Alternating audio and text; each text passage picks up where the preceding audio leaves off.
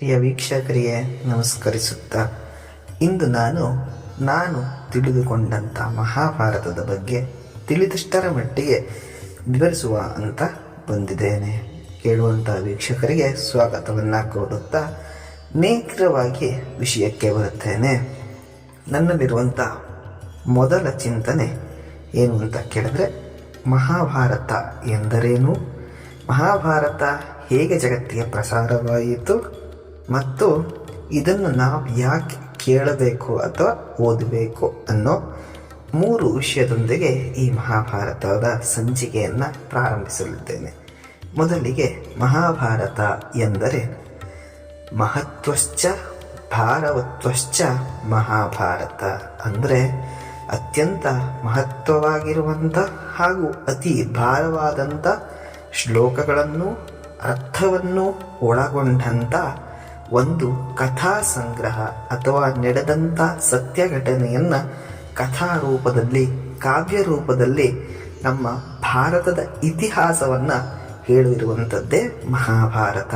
ಅತಿ ಮಹತ್ವವಾದಂಥ ಮತ್ತು ಅತ್ಯಂತ ಭಾರವಾದಂಥ ವಿಷಯ ಅಂದರೆ ಗಟ್ಟಿಯಾದಂಥ ದೊಡ್ಡದಾದಂಥ ವಿಷಯವನ್ನು ಕಾವ್ಯದ ರೂಪದಲ್ಲಿ ಸುಂದರಗೊಳಿಸಿ ಕಥೆಯ ರೂಪದಲ್ಲಿ ನಮಗೆ ಪ್ರಸ್ತುತಪಡಿಸುವಂಥದ್ದೇ ಮಹಾಭಾರತ.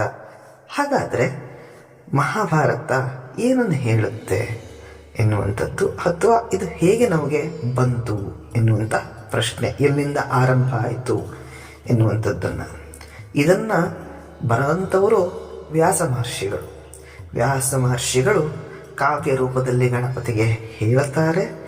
ಅದನ್ನು ಗಣಪತಿ ತನ್ನ ದಂತದ ಮೂಲಕ ಭರತ ಎನ್ನುವಂಥ ಒಂದು ಇತಿಹಾಸ ಕಥೆ ಪುರಾಣಗಳಲ್ಲಿ ನಾವು ಕೇಳಿಪಡುತ್ತೇವೆ.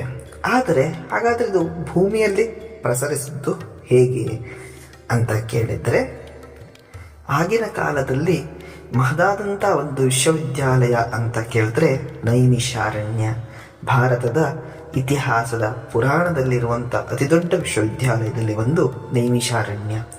ಆ ವಿಶ್ವವಿದ್ಯಾಲಯದ ಕುಲಪತಿಗಳು ಅಥವಾ ಮುಖ್ಯ ಅಧ್ಯಾಪಕರು ಯಾರು ಅಂತ ಕೇಳಿದ್ರೆ ಅವರೇ ಶೌನಕರು. ಈ ಶೌನಕರು ಮಹಾಗುರುಗಳು. ಅಲ್ಲಿ ಯಾಗ, ಯಜ್ಞ, ವೇದಾರ್ಥ, ವೇದಾಂಗಗಳನ್ನು ಪಾಠ ಮಾಡುತ್ತಿರುವಂಥ ಸಂದರ್ಭದಲ್ಲಿ ಯಜ್ಞವನ್ನೆಲ್ಲ ಮುಗಿಸಿ ಇನ್ನೇನು ಕೂತ್ಕೊಳ್ಬೇಕು, ಆ ಸಂದರ್ಭದಲ್ಲಿ ಅಲ್ಲಿಗೆ ಒಬ್ಬ ಸೂತ ಬರ್ತಾನೆ. ಸೂತ ಅಂದರೆ ಅವರು ಸೂತರಲ್ಲ, ಅವರು ಮಹಾಜ್ಞಾನಿಗಳು. ಇವರ ಹೆಸರು ಸೂತ ಪುರಾಣಿಕರು ಅಂತ ಇವರ ಹೆಸರು. ಇವರು ಯಾರಪ್ಪ ಅಂತ ಕೇಳಿದ್ರೆ ರೋಮ ಮಹರ್ಷಿಗಳ ಮಗ. ಈ ರೋಮ ಮಹರ್ಷಿ ಯಾರು ಅಂತ ಕೇಳಿದರೆ ವೇದವ್ಯಾಸರ ಮಗ. ಅಂದರೆ ವೇದವ್ಯಾಸರ ರೋಮಾಂಚನದಿಂದ ಹುಟ್ಟಿದಂಥ ಮಗನೇ ರೋಮ ಮಹರ್ಷಿಗಳು, ಅವರ ಮಗನೇ ಈ ಸೂತ ಪುರಾಣಿಕರು. ಇವರ ಒಂದು ವಿಶಿಷ್ಟತೆ ಏನು ಅಂತ ಕೇಳಿದ್ರೆ, ಯಾವುದನ್ನು ಹೀಗೆ ಕೇಳ್ತಾರೋ ಕೇಳಿದ್ದನ್ನು ಹಾಗೆ ನೆನಪಿಟ್ಟುಕೊಳ್ಳುವಂಥ ಶಕ್ತಿಯನ್ನು ಇವರು ಹೊಂದಿದ್ರು. ಇವರು ಏನು ಮಾಡ್ತಾರೆ, ಓಡಾಡ್ತಾ ಈ ನೈಮಿಷಾರಣ್ಯಕ್ಕೆ ಬರುತ್ತಾರೆ. ಬಂದಂಥ ಸಂದರ್ಭದಲ್ಲಿ ಅವರನ್ನು ಕಂಡಂಥ ಶೌನಕರು ಅವರನ್ನು ಕರೆಸಿ ಸ್ವಾಗತಿಸಿ ಆರೈಸಿ ಅವರಲ್ಲಿ ಕೇಳ್ತಾರೆ, ಯಾವ ವಿಷಯವನ್ನು ಕೇಳಿ ಬಂದಿದ್ದೀರಿ? ನಿಮ್ಮ ಜ್ಞಾನ ಭಂಡಾರದಲ್ಲಿರುವಂಥ ಒಂದು ಉತ್ತಮವಾದಂಥ ಕಥೆಯನ್ನು ನಮ್ಮ ವಿದ್ಯಾರ್ಥಿಗಳಿಗೆ ಹೇಳಿ, ಇದು ಲೋಕೋಪಕಾರಿಯಾಗಿರಬೇಕು, ಎಲ್ಲರಿಗೂ ತಿಳಿಯುವಂಥ ಕಥೆಯಾಗಿರಬೇಕು ಅಂತ ಕೇಳಿದಾಗ ಅವರು ಹೇಳಲಿಕ್ಕೆ ಶುರು ಮಾಡುತ್ತಾರೆ, ಇದೇ ಮಹಾಭಾರತ. ವೇದಕ್ಕೆ ಸಮಾನವಾದಂಥ ಮಹತ್ವವನ್ನು ಹೊಂದಿರುವಂಥ ಈ ಮಹಾಭಾರತ.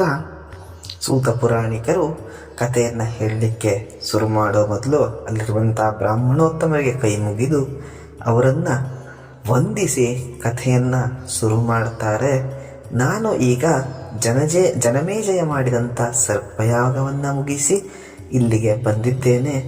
ಅಲ್ಲಿ ವೇದವ್ಯಾಸರ ಶಿಷ್ಯರಾದಂಥ ವೈಶಂಪಾಯನರು ಏನು ಮಾಡ್ತಾರೆ ಅಂತ ಕೇಳಿದ್ರೆ, ಮಹಾಭಾರತದ ಕಥೆಯನ್ನು ಹೇಳಿದ್ರು, ನಾನು ಕೇಳಿ ಬಂದಿದ್ದೇನೆ, ಇದು ಮನುಕುಲದ ಉದ್ಧಾರಕ್ಕಾಗಿರುವಂಥ ಕಥೆ ಅಂತ ಹೇಳಲಿಕ್ಕೆ ಶುರು ಮಾಡ್ತಾರೆ. ಈ ಕಥೆಯನ್ನು ವೇದವ್ಯಾಸರ ಎದುರಿಗೆ ಈ ವೈಶಂಪಾಯನರು ಹೇಳಿದ್ದಾರೆ, ಅದನ್ನು ಕೇಳಿದಂತೆ ನಿಮ್ಮ ಎದುರಿಗೆ ಪ್ರಸ್ತುತಿಪಡಿಸ್ತೇನೆ ಅಂತ ಹೇಳಲಿಕ್ಕೆ ಶುರು ಮಾಡ್ತಾರೆ. ಹಾಗಾದರೆ ಈ ಸರ್ಪಯಾಗ ಯಾಕೆ ಮಾಡ್ದ ಜನಮೇಜಯ, ಅದರ ಹಿಂದಿನ ಕಥೆಯಿಂದ ಶುರು ಮಾಡಲಿಕ್ಕಾಗತ್ತೆ. ಪರೀಕ್ಷಿತ ಎನ್ನುವಂಥ ರಾಜ.